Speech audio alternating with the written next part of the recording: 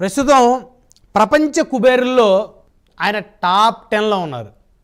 అలాంటి గౌతమ్ అదానీ మీద అమెరికాలో FBI కేసు నమోదైంది. ఫెడరల్ బ్యూరో ఆఫ్ ఇన్వెస్టిగేషన్ ఆయన మీద ఒక కేసు నమోదైంది. అయితే అసలు ఆ కేసు ఏంటి, ఎందుకు నమోదైంది? అయితే ప్రస్తుతం లేటెస్ట్గా సంచలనం రేపుతున్నటువంటి మరొక అంశం, అదానీ జగన్ వ్యవహారంలో రకరకాల కథనాలు తెర మీదకి వస్తున్నాయి. అయితే ఎక్కడో అమెరికాలో అదానీ మీద కేసు నమోదైతే ఆంధ్రప్రదేశ్ మాజీ ముఖ్యమంత్రి జగన్మోహన్ రెడ్డికి ఆ కేసుకి ఉన్నటువంటి గత సంబంధాలు ఏంటి, వీరిద్దరి మధ్య జరిగినటువంటి లావాదేవీలు ఏంటి, వీరిద్దరి మధ్య జరిగినటువంటి ఒప్పందాలు ఏంటి, ఏ బేస్ మీద దీనికి సంబంధించి జగన్మోహన్ రెడ్డికి అదానీ మీద అమెరికాలో నమోదైనటువంటి కేసుకి లింకులు ఉన్నాయి అనేటువంటి అంశాలన్నీ చర్చిద్దాం. ఇదే వాళ్ళ ప్రైమ్ లైన్ స్పెషల్ డిబేట్. ఈ స్పెషల్ డిబేట్లో మనతో పాల్గొనడం కోసం పూర్ణచంద్రరావు గారు, ఏపీ బీఎస్పీ స్టేట్ కోఆర్డినేటర్, అదేవిధంగా మాజీ పోలీసు ఉన్నతాధికారి డీజీపీగా పనిచేశారు. పూర్ణచంద్రరావు గారు మనతో స్టూడియోలో ఉన్నారు, వారితో మాట్లాడదాం. నమస్కారం పూర్ణచంద్ర గారు. నమస్కారం సార్. మొత్తానికి అసలు గౌతమ్ అదానీ, మనం అంబానీ, అదానీ, జిందాలు, వీళ్ళ పేర్లు వింటే చాలు ఈ దేశంలోనే కాదు ప్రపంచంలోనే వీరు అపర కుబేరులు. వీరికి డ్రైవర్గా పనిచేస్తేనే లక్షల్లో జీతాలు వస్తాయని చెప్పేసి కథలుగా చెప్పుకుంటారు.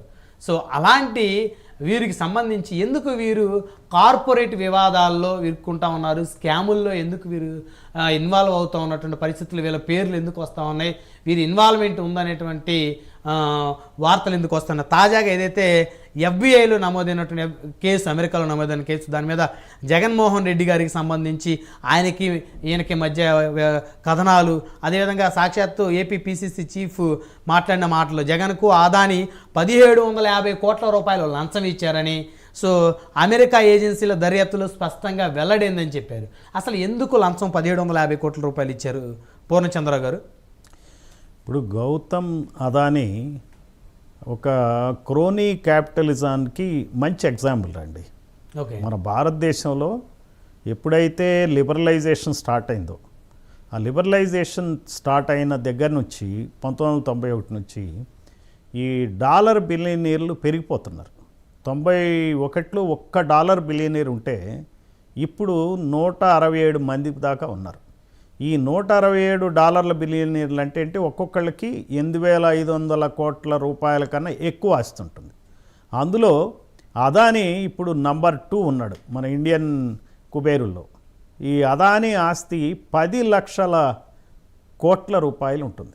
10 లక్షల కోట్ల రూపాయలు.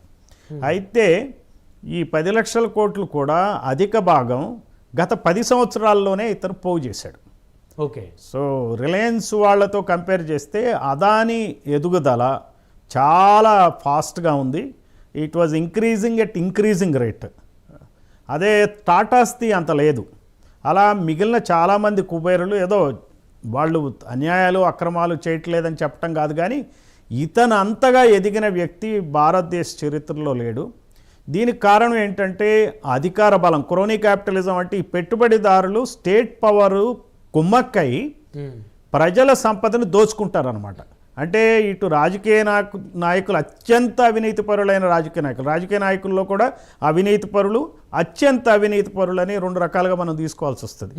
అలాగే ఇతనేమో అత్యంత అవినీతిపరుడైనటువంటి క్యాపిటలిస్ట్ కుబేరుడు ఎవరు? అదానీ.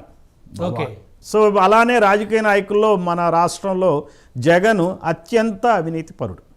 అందుకనే ఇప్పుడు చేసింది ఊరికినే పోదు కదా. ఇక్కడ CBI ఏం చేయలేకపోవచ్చు, ఇక్కడ మామూలుగా ఇన్కమ్ ట్యాక్స్ ఇన్వెస్టిగేషన్స్ ఏం చేయలేకపోవచ్చు, ఇక్కడ సెబీ ఏం చేయలేకపోవచ్చు. మనం హిండన్బర్గ్ ఆరోపణలో సెబీ ఎంక్వైరీ చేసినా కానీ మరి సుప్రీంకోర్టు ఆధ్వర్యంలో దాని నుంచి ఏమీ తేలల. కానీ అదే న్యూయార్క్లో మన US గవర్నమెంట్ ఆధ్వర్యంలో జరుగుతున్నటువంటి వాళ్ళకి రకరకాలైన ఇన్ఫర్మేషన్స్ వస్తాయి. వీళ్ళు చేసే అవినీతి ఈ గుట్టు చప్పుడు కాకుండా చేసేది కాదు. వీళ్ళతో పాటు 100 కొలది ఎగ్జిక్యూటివ్స్ పనిచేస్తారు. ఇప్పుడు దొంగలు ఎట్లయితే మాకు పోలీసులకు సమాచారం దొంగల నుంచే వస్తుంది, అదే మాదిరిగా సమాచారం వాళ్ళకి FBI వాళ్ళకి రావటం. అలానే stock and exchange commission of US, అలాగే US జస్టిస్ డిపార్ట్మెంట్, వీళ్ళ ముగ్గురు వాళ్ళు 3 శాఖలు చేసినటువంటి ఇన్వెస్టిగేషన్లో